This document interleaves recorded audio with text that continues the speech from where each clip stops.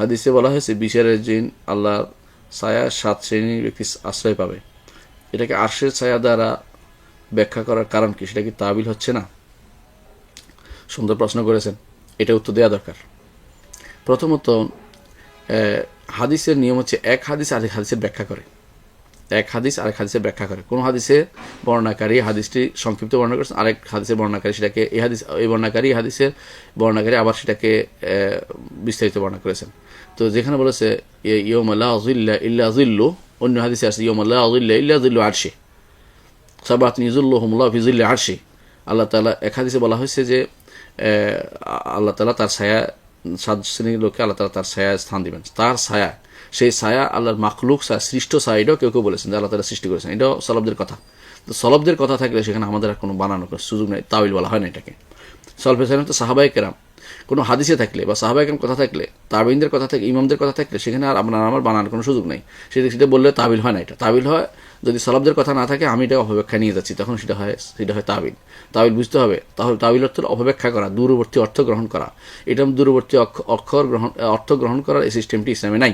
এটা হচ্ছে অত্যন্ত বিভ্রান্তি। এই জন্য 7 শ্রেণীর লোকদেরকে আল্লাহ ছায়া দিবেন বলছে। আরশের নিচে আমরা বলছি যে এটা একটা হাদিসের কাছে, এক নম্বর যে কারণে আমরা বলি হাদিসে আসছে, হাদিসের বর্ণনায় জিল্লা আরশি আসছে, যেহেতু আরশের ছায়া আসছে সেজন্য আরশের ছায়া বলে থাকে।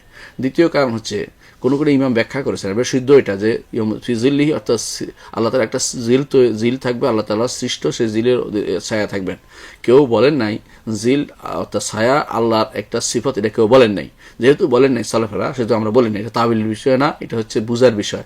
বুঝা এই জন্য বলছি যেহেতু সালাফরা বলেছে এক, যেহেতু এটা আর হাদিসের অন্য বর্ণায় আসছে 2, এই 2 কারণে আমরা এটাকে তাবিল বলি না, বলার কোনো সুযোগও নাই। যে বলে সে তাবিলও বুঝে নাই, এবং তার মধ্যে তাকে এলেম অর্জন করতে হবে, তাকে হাদিস শিখতে হবে, হাদিসের আলফাজগুলো জানতে হবে, এবং হাদিসের আলফাজগুলো জমা করে তখন সে সিদ্ধান্ত পৌঁছতে পারবে।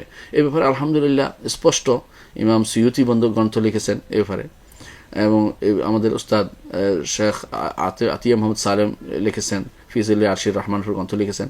এ ব্যাপারে আপনি আরও অনেকেই আলহামদুলিল্লাহ, অনেকে আরও বেশি লিখেছেন। খিসাল মুজিবা জিলাইল আরশ, স্পষ্ট বই লিখেছেন অনেকে।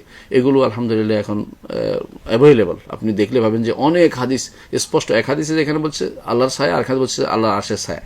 যেহেতু হাদিসের বর্ণায় আসছে, বিশুদ্ধ হাদিসের বর্ণায়, সেহেতু আপনার আর এখানে অন্য কোনো তাবিল বলার কোনো সুযোগে নেই। এটা হচ্ছে হাদিসের নিয়ম হচ্ছে এটা। আপনি দেখেন কোরআন এবং হাদিসে যখনই একটা কথা আসে, আরেকখানে যদি একই কথা আসে, সহিভাবে হাদিসে আসে, তখন আমরা কি বলি? এটা মুতলাক ছিল, এটা মুকাইয়াদ করা হয়েছে। এটা মুতলাক ছিল, এটা মুকাইয়াদ করা হয়েছে। এটা আম ছিল, এটা খাস করা হয়েছে। এটা মুজমাল ছিল, এটা বয়ান করা হয়েছে। এটা আমরা বলে থাকি। তো এইটা এরকম জিনিস, এটাকে আপনি তাবিল পাইলেন কোথায়? এটা ওই সমস্ত মানুষের বলে যারা ঘোলা পানিতে মাছ শিকার করে অভ্যস্ত। আমাদের অনেক মানুষকে দেখবেন, অনেক মানুষ দুর্ভাগ্যবশত, এদের অনেকেই আছে আমাদের সমাজে এবং আমাদের আলেম শ্রেণীর মধ্যে তারা আছে। তারা কি করবে?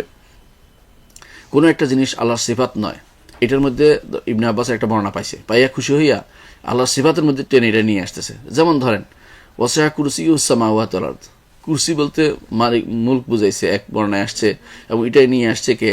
ধরেন বুখারী তার কিতাবে কোথাও আনছে, মেনে নিলাম, যদি আমরা এটা রেওয়ায়াত ভিন্নতার কারণে অনেক নাই, অনেক অনেক অনেক অনেক নুসখাতে নাই।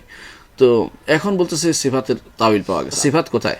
কুরসি তো সিফাত না আল্লাহর, কুরসি তো আল্লাহর মাখলুক। সিফাত আর মাখলুক যদি পার্থক্য না করতে পারে সেহেতু বুঝেই না। আল্লাহর গুণ এবং আল্লাহর সৃষ্ট জিনিসের মধ্যে পার্থক্য করতে হবে। তো দুইটার কোথাও কোনো সিফাতের তাবিল সলফে সালাইন দিয়ে সাব্যস্ত হয়নি। আবার কখনো কখনো দেখবেন 2টি অর্থ আসছে সলফে সালাইন থেকে, এর অর্থ সলফরা 2টি অর্থ করেছেন, কোনটাই বাদ দেন নাই। কি করবো? এটা যেন বলা হয়েছে সুতরাং এটার কারণে সব তাবিল করতে হবে না। সলফে সালাইন 2টা বলেছেন, 2টাই বলেছেন, 2টাই আপনি বলেন, দেখুন একটা বলবেন না, 2টা বলেছেন, 2টাই রাখেন। তো সলফ থেকে যেটা 2টা বর্ণিত, 2টাই রাখেন, 2টাই গ্রহণযোগ্য। আর যেটা বলা হয় এটা অপব্যাখ্যা করা বৈধ নয়। এইটাই দেখা যায় বেশিরভাগ যারা ঘোলা পানিতে মাছ শিকার করে সলফে সালাইনের মানহাজ থেকে দূরে থেকে এবং সহিহ আকীদা থেকে দূরে থাকার জন্য আশারী, মাতুরিদি এবং মুতাজিলা এবং জাহমিয়াদের আকীদা পোষণ করে থাকে, তারা সাধারণত এই কাজটি করে থাকে। কিন্তু যারা বিশুদ্ধ আকীদার ধারাবাহক, তারা সবসময় একই মানহাজে তারা চলে, এবং তাদের মধ্যে এখানে কোনো দ্বিমত দেখা যায় না। তারা কোরআন হাদিসকে একটা বিরুদ্ধে লাগিয়ে দেয় না। তারা আকীদার নিজের আকীদার বিশুদ্ধ অশুদ্ধ আকীদাকে এরা কখনো অশুদ্ধ আকীদা সাব্যস্ত করার জন্য আল্লাহ কোরআন এবং রাসূল হাদিসের মধ্যে বিরোধ তৈরি করে না, অথবা আল্লাহর কোরআনের একায়ের সাথে অগলুতা যেটাকে বলা হয়, যেটাকে অগলুতা একটা লাগিয়ে দেয়া, অথবা হাদিস একটার বিরুদ্ধে একটা লাগিয়ে তারপর হাদিস কোরআনের মধ্যে বিরুদ্ধে দেখিয়ে দেয়া, এগুলি কোনো আহলে সুন্নাত জামাতের মানহাজ নয়। এগুলি হচ্ছে বেদাতীদের মানহাজ। যখনই আপনি দেখবেন যে যখনই আপনি দেখবেন দুই শ্রেণীর মানুষকে আপনি চিনে রাখবেন, এরা হলো বেদাতি। এক শ্রেণীর মানুষ দেখবেন যখনই আপনি কোনো কথা বলবেন, বলে যে এই হাদিসটা তো আল্লাহর কোরআনের বিরোধী হয়েছে, বলবেন যে হে বেদাতি, আল্লাহর কোরআন বিরোধী কোনো হাদিস হতে, সহি হাদিস কোনো বিরোধী হতে পারে না, কিয়ামত পর্যন্ত হবে না। আর দ্বিতীয় শ্রেণীর মানুষ দেখবেন যে যখনই আপনি বলবেন যে এইটার বিধান এটা করবে, যে এটা তো মুতাশাবিহাত, মুহকামকে মুতাশাবিহাত বানাই দিচ্ছে। সুবহানাল্লাহ, নাউযুবিল্লাহ, এত বড় কারবার তারা করে থাকে।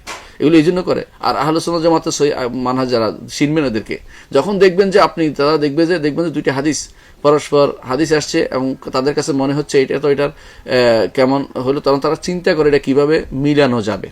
এই জন্য তাদের মধ্যে দেখবেন আপনি লিখবে তাউইল মুখতালিফুল হাদিস লিখছে, হাদিসকে কিভাবে একসাথ করা যাতে চিন্তা ভাবনা থাকে, বিরুদ্ধ দেখানোর জন্য উদ্দেশ্য নয়।